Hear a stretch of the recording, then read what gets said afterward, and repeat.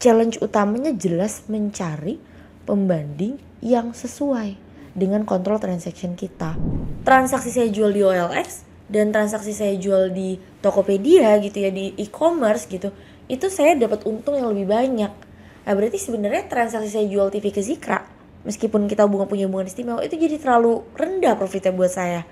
Nah itu poin utama dari analisis kesebandingan tuh gitu. Halal gak sih pakai agregasi? Halal-halal aja, asalkan kamu punya alasan yang jelas gitu. Kalau ada transaksi dengan pihak istimewa tadi, lebih banyak di mana? Lebih banyak di COGS kah? Atau di sales kah? Atau di OPEX kah? Ini akan menentukan kewajaran dan kelaziman mereka.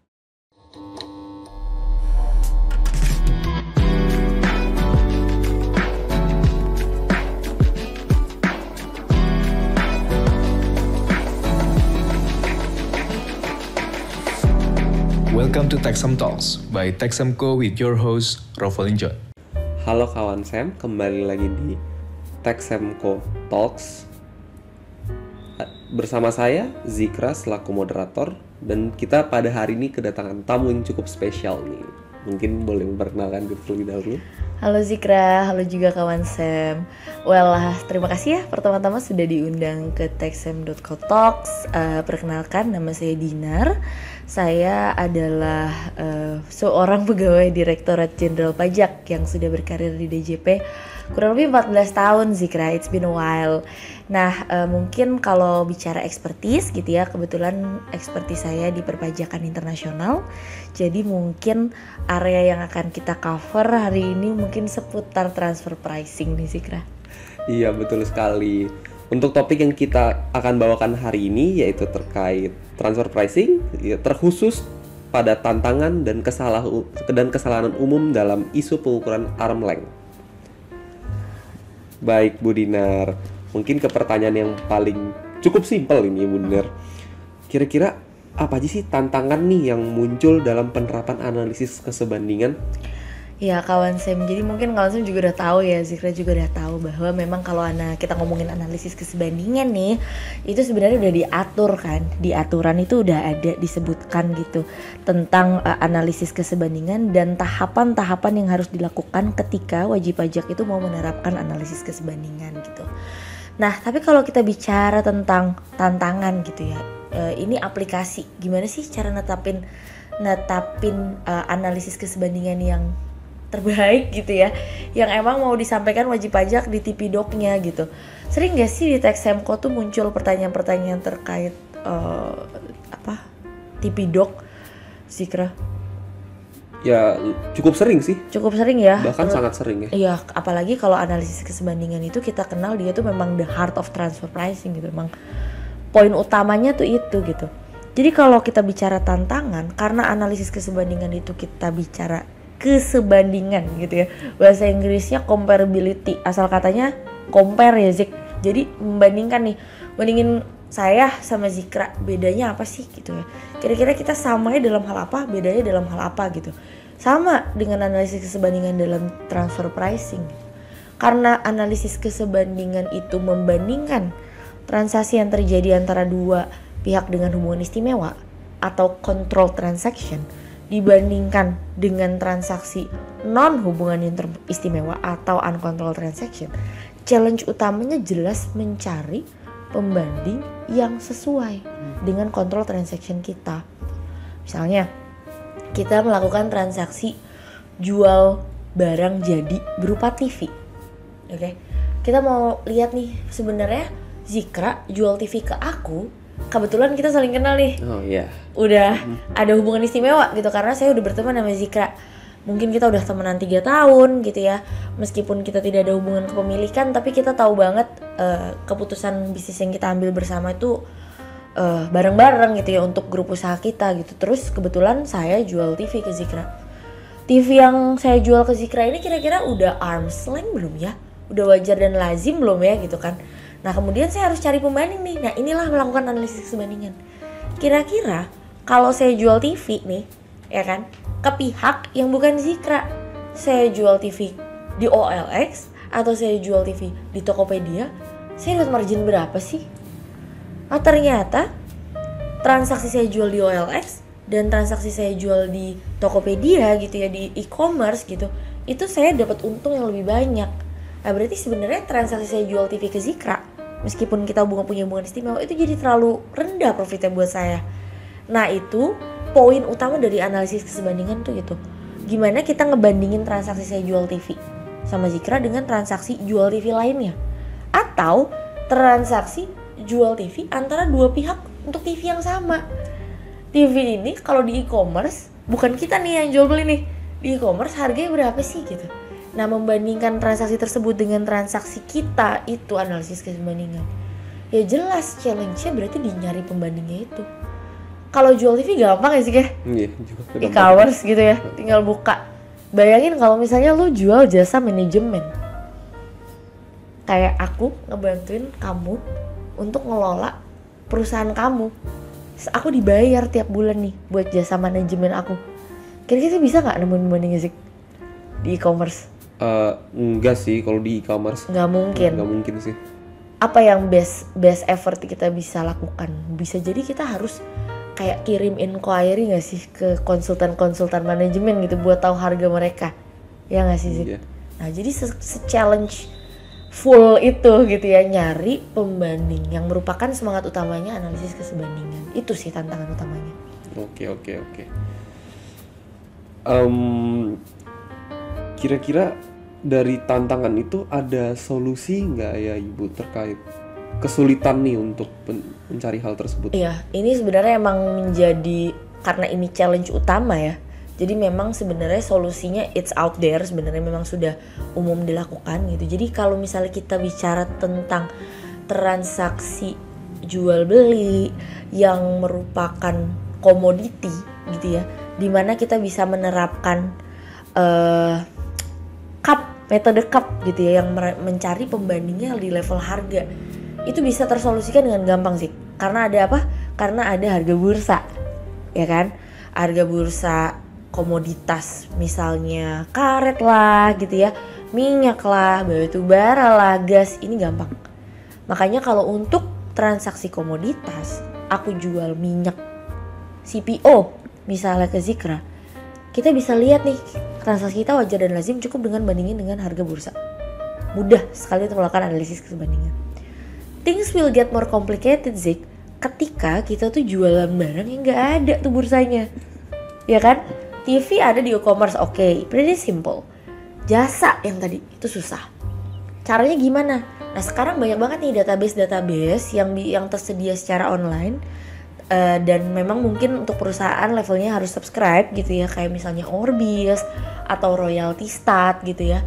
Ini tanpa bermaksud promosi gitu ya, tapi memang itu portal-portal database yang sering digunakan, Bloomsburg. Nah gunanya apa? Untuk mencari si kontrak-kontrak khusus ini Zik, yang emang lebih susah. Kenapa saya bilang pakai database? Karena biasanya transaksi itu nggak gampang diakses lewat Google, jadi nggak gampang tersedia untuk publik unless kita datang atau lihat langsung di portal database-nya. Dan biasanya mereka punya a set of contracts gitu ya, yang serupa sama kontrak yang kita jalankan. Apakah itu kontrak jasa manajemen lah, jasa keuangan lah gitu ya, jasa teknis lah gitu ya, atau jasa marketing gitu bahkan. Nah kita bisa cari kontrak jasa sejenis di portal-portal tersebut. Nah yang lebih mudah gitu ya adalah ketika metode yang kita terapkan tuh Zik adalah metode laba. Ya mungkin Zikra familiar TNMM ya? Iya benar. TNMM tuh banyak banget kan dipakai oleh WP kita ya. Nah WP kita tuh biasanya menggunakan metode TNMM karena emang paling gampang sih buat nyari pembandingnya. Karena pembandingnya di level laba, yang harus mereka lakukan yakni mereka mencari perusahaan sejenis mereka labanya berapa. Jadi mereka menilai itu diri sendiri. Saya wajar nggak ya dapat laba segini tahun ini gitu kan? Nah itu dengan melihat lagi ke portal pencarian database tersebut, tapi di level laba untuk perusahaan. Yang kita lakukan analisis kebandingannya, kita lihat kira-kira nih perusahaannya Zikra perusahaan apa nih? Oh ternyata perusahaan konsultan pajak misalnya gitu. Ya kita akan lihat di database kira-kira perusahaan konsultan finance and accounting and tax kurang lebih labanya berapa sih. Dengan itu kita bisa compare, lihat sendiri diri kita, kira-kira laba saya udah wajar belum ya kalau saya memberikan semua jasa saya ke pihak dengan hubungan istimewa gitu ya. Kita jelas-jelas melakukan transaksi HI, terus kita mau menganalisis laba di level laba gitu ya. Wajar nggak ya? Lihat di database, lihat perusahaan sejenis gitu, kurang lebih solusinya sih. Oke. Mungkin aku juga mau nanya nih Ibu.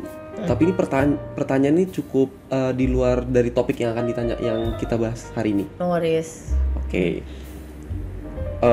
Ibu di sini kan sebagai otoritas pajak ya. Saya sebenarnya pengen banget nanya ini nih. Kira-kira menurut pandangan Ibu gimana sih terkait transfer pricing? Kan kalau dari segi pengusaha kan kayak gimana sih ini udah bikin bisnis segala macem tapi malah harus transaksi harus jadi lebih sesuai, bisa ngecilin profit. Nah itu dari sudut pandang Ibu kira-kira gimana? Oke. Ini menarik banget sih karena sebenarnya bisa beda banget ya. Kalau dari sudut pandang WP, apa sih yang dipengenin sama seorang pelaku usaha sih? Kalau lo jadi bikin usaha nih, kira-kira apa yang kamu pengen achieve? Profit sebesar-besarnya. Exactly. Profit as big as possible gitu ya. Jadi yang diupayakan gimana caranya supaya profit yang didapat secara entitas atau secara grup makin gede. Caranya bisa banyak. Bisa segmentasi usaha, ya kan? Bisa membentuk entitas di negara-negara yang tarif pajaknya lebih rendah. Vary banget, usahanya tuh bisa macam-macam. Tapi intinya satu yang pengen di-achieve. The bigger the profit, the better it is. Gitu kan? Kita pengen cari profit sebesar-besarnya. Dari sudut pandang authority, transfer pricing itu sebuah hal yang wajar. Transfer pricing itu nggak negatif loh kawan Sam. Itu nggak negatif. Transfer pricing itu adalah sebuah upaya, gimana ya aku sebutnya? It's natural karena kita bertransaksi antar pihak istimewa. Itu sebutannya transfer price. Nah yang jadi nggak pas gitu ya, kalau transfer pricingnya itu ditetapkan dengan harga yang terlalu rendah atau terlalu tinggi sehingga menyebabkan iklim bisnisnya nggak sehat. Bayangkan kita nih, kawan Sam sebagai pelaku usaha gitu ya Zik ya. Kita sekarang mau beli raw materials, oke? Mau beli raw materials, butuh banget nih, karena kita mau bikin baju, kita butuh kain ya nggak? Well dari parent kita itu kita bisa beli kain misalnya 1 gulung 20.000 harganya.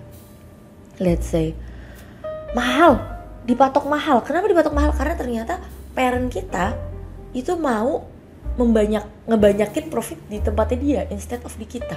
Satu grup usaha nih gitu kan, maka dia jual 20.000. Sedangkan kita nyari ke tempat lain supplier bahan yang sama itu harganya cuma 10.000. Kalau kita dan parent kita adalah pihak independen, kira-kira lu bakal beli nggak tuh 20.000 satu gulung? Nggak akan sih. Exactly. Iya, nggak akan.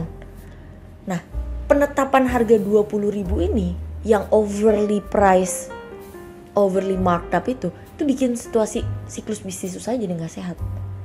Nggak sehat buat kamu yang mau produksi karena akhirnya apa? Kalau kamu terpaksa beli raw materials yang mahal, harga jadi baju kamu lebih mahal. Laku nggak di pasaran? Susah. Exactly. Nggak sehat juga buat perusahaan-perusahaan lain yang tidak punya grup usaha, tidak punya entitas usaha lain yang bikin baju. Mereka bikin bahannya doang. Ketika mereka masarin, ternyata pasarnya itu belinya dari parent company semua. Karena udah ditetapkan demikian. Nggak sehat kan? Iya. Exactly. Jadi overpricing or underpricing to the extent that it's not arm's length gitu ya. Sebuah pemberian harga transfer price yang tidak wajar dan lazim itu bukan cuman merugikan atau menguntungkan salah satu jurisdiksi karena mereka terjadi lintas jurisdiksi, bukan cuman itu, tapi merugikan siklus bisnis secara umum. Jadi one thing for sure gitu ya, transfer pricing tuh it's not always negative gitu ya. Cuman kalau kita lakukan dengan upaya profit shifting yang agresif, itu justru bikin iklim bisnis usaha malah jadi mati gitu. Itu sih Zik. Berarti dengan ada transfer pricing ini ngebuat yang namanya rantai bisnisnya jadi lebih sehat ya. Exactly, benar. Jadi proses bisnis usaha yang lebih sehat. Jadi nggak ada yang dirugikan sama sekali ya. Benar. Okay. Baik, mungkin aku mau kembali lagi nih ke topik yang akan dibahas hari ini. Apa saja sih kesalahan umum dalam perlakuan segregasi dan agregasi dalam penerapan PKKU? Oke. Jadi kawan saya udah tahu ya bahwa sebenarnya secara ideal ketika kita melakukan analisis PKKU itu harusnya dilakukan secara terpisah, transaction by transaction. Oke. Nah, kalau emang nggak bisa dilakukan secara terpisah, keandalan keakuratannya sulit, baru kita bisa lakukan secara tergabung atau digabung secara agregasi gitu. Apa sih kesalahan umumnya? Kesalahan umum yang dilakukan wajib pajak itu biasanya Zik, yang sering banget aku temuin nih, mereka serta-merta menggunakan agregasi tanpa menyampaikan kesulitan mereka untuk melakukan segregasi. Katakan nih, balik lagi, kamu tadi perusahaan manufaktur baju, oke? Sebenarnya transaksi kamu sama parent company kamu itu cuma beli bahan tadi, ya kan? Sisanya produksi, kemudian jualnya, itu semuanya ke third party, ke independen semua. Transaksi kamu cuma satu, beli baju, beli bahan doang. Tapi secara langsung kamu tetapkan ke TNMM, seolah-olah kamu tidak bisa mencari pembanding untuk transaksi beli bahan itu. Padahal sebenarnya bisa. Nah, jadi wajib pajak cenderung jump langsung ke analisis agregasi tanpa memberikan justifikasi atau alasan yang cukup mumpuni gitu loh Zik, untuk mereka bisa pakai agregasi. Padahal sebenarnya mereka bisa segregasi. Atau yang umum kejadian nih, WP tuh cuma punya satu transaksi Zik, atau 2 transaksi sama parent company-nya. Misalnya pinjaman, literally cuma dapat pinjaman doang. Semua transaksi bisnis utamanya dari beli raw materials, jual, jasa, pendukung, intragroup, semuanya dilakukan dengan pihak independen. Tapi mereka melakukan analisis TP-nya pakai 10mm, agregasi di level laba. Bukannya kalau untuk transaksi bunga itu pakai cup ya? Exactly. Nah, harusnya kalau cuman pinjaman dia pakai cup, transaction by transaction base.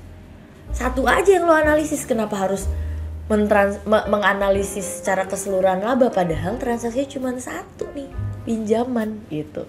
Jadi itu yang umumnya sering terjadi.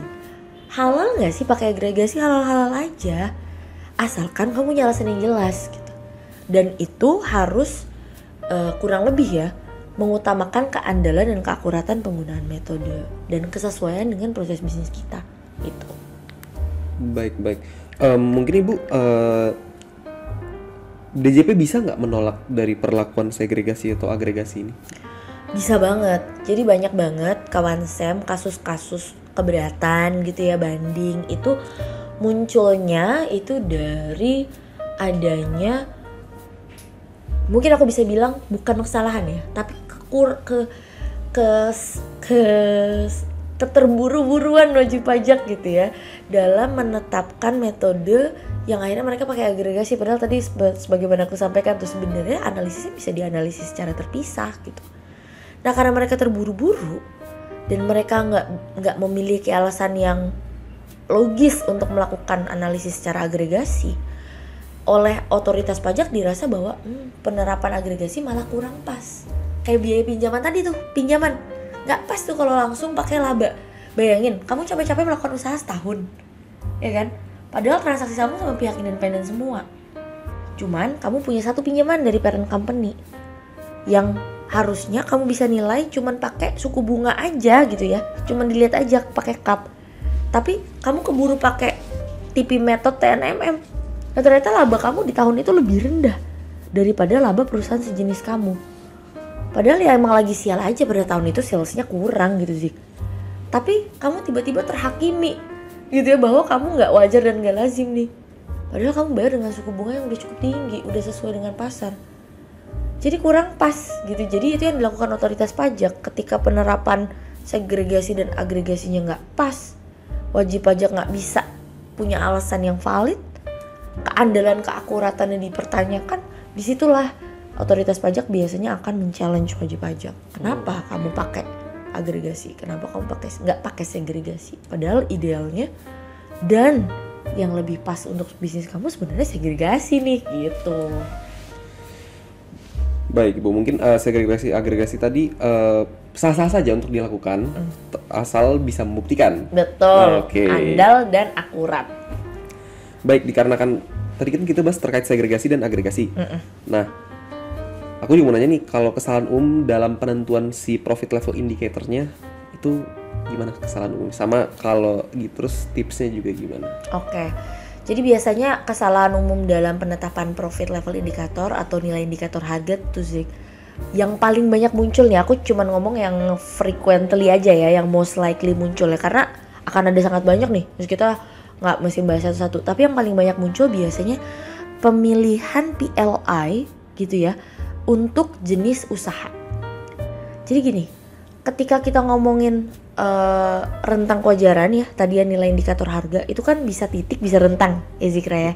Jadi bisa titik, misalnya kita ngomongin royalti, berapa sih titiknya, apakah 2%, 3% itu titik. Bisa juga rentang kalau kita ngomongin laba tadi ya, berapa sih laba perusahaan ini, apakah harusnya antara 3-10%, antara 4-8% itu rentang. Kesalahan yang paling umum muncul itu ketika sebuah perusahaan milih rasionya itu nggak pas sama usahanya dia sih. Misalnya nih, kamu tadi produksi baju ya. Kira-kira kalau perusahaan manufaktur, manufaktur nih ya, kamu akan lebih fokus di COGS apa lebih fokus di OPEX kalau manufaktur? Manufaktur ya? COGS kan? Iya, HPP COGS. dong. Iya, HPP. HPP dong ya. Karena apa? Karena kamu akan fokus di proses produksinya, yang mana akan kamu bebankan di HPP tuh kalau di profit and loss, P&L ya kan, di laba rugi. Betul. Nah, ketika kamu tahu bahwa kamu itu lebih fokus di laba rugi, harusnya ketika kamu memilih profit level indikator, kamu akan lihatnya apa? Gross profit. Karena kamu fokusnya usahamu itu di COGS-nya. Jadi kalau kamu mau lihat sebenarnya usaha saya wajar dan lazim ya, saya tuh lihat gross profit perusahaan lain gitu. Nah, tapi ada juga perusahaan-perusahaan yang manufaktur nih, tapi mereka pilih net profit. Nah, ini agak kurang pas gitu ya. Kemudian ada kasus-kasus lain di mana perusahaan-perusahaan itu memang melakukan ya heavy on all cost gitu. Jadi dia fully fledged nih sih. Kayak misalnya kamu produksi juga, masarin juga. Itu kan berarti COGS berarti OPEX juga kan Zik. Nah, ketika dalam kasus kayak gini harusnya mereka lihat apa? Net. Karena mereka kan lihat OPEX-nya juga, mereka kan mempertimbangkan OPEX yang mereka keluarkan. Nah, ketika cari net profit ini, ada banyak WP-WP yang sebenarnya melakukan OPEX-nya itu atau COGS-nya itu sebenarnya dia kurang pas kalau di net. Jadi kamu kayak manufaktur gitu, mereka harusnya kan di gross, tapi WP banyak kan mau main simple aja, pakainya perbandingannya PLI-nya di net profit menggunakan kita sebutnya biasanya full cost markup atau NCPM, ya kan, net cost profit margin, ya kan. Jadi benar-benar cari margin dari semua costnya gitu. Nah, padahal nggak pas, padahal dia perusahaan manufaktur harusnya dia pakainya GPM, gross profit margin. Nah, pemilihan ini nih sebenarnya harusnya balik lagi ke si perusahaannya. Perusahaan ini fungsinya apa sih? Kira-kira kalau ada transaksi dengan pihak istimewa tadi, lebih banyak di mana? Lebih banyak di COGS kah? Atau di sales kah? Atau di OPEX kah? Ini akan menentukan kewajaran dan kelaziman mereka. Lebih cocok PLI yang disesuaikan dengan fungsi mereka dan resiko mereka atas transaksi HI tadi itu. Gitu. Jadi itu yang biasanya muncul, salah pilih. Oke. Sama Ibu, aku mau nanya nih, mungkin ini cukup pas pertanyaannya ke Ibu. Dari sudut pandang DJP, nah cukup pas kan? Kira-kira apa sih kendala dalam menentukan harga wajar dan bagaimana dampaknya bagi wajib pajak? Yes, jadi ini sebenarnya gabungan nih jawaban dari pertanyaan nomor 1 tadi, terus terkait segregasi juga dan penetapan PLI. Jadi all in all itu kan memang melakukan penerapan PKKU ini nggak gampang ya sih, kayak tahapannya panjang gitu ya, nyari pembanding yang nggak gampang, menetapkan PLI-nya juga challenging ya kan. Pada akhirnya netepin harga, menintrospeksi diri sebagai wajib pajak, sebenarnya proses bisnis saya tuh udah wajar atau lazim belum sih gitu kan. Itu pertanyaan yang kemudian kembali ke wajib pajak. Mereka dari sekian banyak proses itu pada akhirnya mereka akan ditetapkan tuh, dijudge wajar atau lazim gak sih kita nih melakukan usaha gitu kan. Nah, kalau dari sudut pandang DJP, semua proses itu adalah ranahnya wajib pajak. Oke? Jadi di PMK 172 2023 tuh dijelasin secara jelas bahwa emang yang wajib menerapkan PKKU adalah wajib pajak. Yang DJP lakukan memastikan bahwa penerapannya itu udah benar atau belum. Nah, yang challenging di kita untuk otoriti pajak adalah memahami kebenaran dari yang disampaikan wajib pajak dalam Tipidoknya. Misalnya, balik lagi ke kamu tadi, perusahaan manufaktur baju ya. Zikra bilang, kamu misalnya pakai gross profit margin tadi kan, karena kamu lebih fokus di cost-nya, ya kan? Kamu pakai gross profit margin. Yang aku khawatirkan sebagai otoriti pajak adalah, pas nggak kamu pakai GPM? Narasi kamu udah pas belum? Kenapa kamu pakai GPM?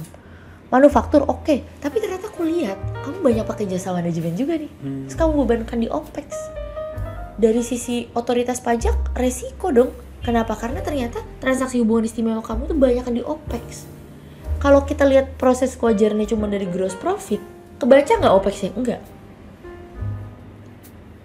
Jadi, challenging buat Zikra sebagai wajib pajak karena netapin PLI-nya tadi, buat kita juga challenging ngeceknya.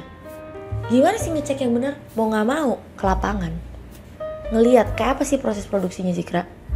Kayak apa sih OPEX Zikra? Zikra dapat jasa dari mana aja sih gitu kan? Siapa sih yang mensupport apa transaksi hubungan istimewa kamu? Back end-nya, akuntansinya, jasa manajemennya, ada nggak sih marketingnya yang dilakukan sama pihak ketiga? Gitu. Jadi buat kami yang challenging adalah memastikan kebenaran dari apa yang disampaikan oleh WP dalam Tipidoknya. Karena udah dijelasin nih Zik di PMK 172. Kalau dulu belum nih, semenjak 2023 ini akhirnya baru ditetapin Zik, bahwa dari sudut pandang DJP itu pengujiannya harus berdasarkan dokumen PKKU yang disampaikan WP. Jadi udah nggak bisa lagi WP nyampein pakai TNMM, udah ngasih alasan yang jelas, udah kasih pembanding yang sesuai, udah sesuai sama fungsi usaha dia, terus DJP tiba-tiba segregasi. Dulu tuh banyak tuh, makanya banyak banget kasus banding. Cuman gara-gara DJP ngeganti metode atau ngeganti pendekatan secara sepihak. Sekarang nggak boleh lagi. Sekarang wajib pajak nyampein apa di dokumen transfer pricing. Yang DJP lakuin adalah menguji kebenaran penerapannya. Bener nggak sesuai? Kalau bener, kami nggak boleh sembarang koreksi. Gitu. Jadi sekarang yang challenging justru itu, memastikan bahwa apa yang disampaikan WP di Tipidok itu sesuai sama praktek bisnis dia. Gitu sih. Baik Ibu, mungkin itu tadi udah seluruh pertanyaan sudah tercakup, sudah terjawab semua Ibu. Mungkin baik, terima kasih sudah hadir Ibu dalam episode Taxemco Talks pada hari ini. Semoga kita bisa sharing-sharing lagi ya Ibu. Yes, terima kasih Zikra dan kawan Sam juga. Jangan lupa kawan Sam semua untuk pantengin terus sosial media kita, Instagram, TikTok, maupun LinkedIn. Selain itu, kawan Sam juga bisa belajar brevet dan ambil sertifikasi yang bisa diambil kapanpun, diakses, dan juga dimanapun. Karena kita berbasis video online, jadi kita tidak perlu menunggu yang namanya batch 1, 2, 3, dan seterusnya. Kawan Sam bisa akses di learning.taxem.co. Mungkin sekian dari kami. Terima kasih dan sampai jumpa di episode berikutnya.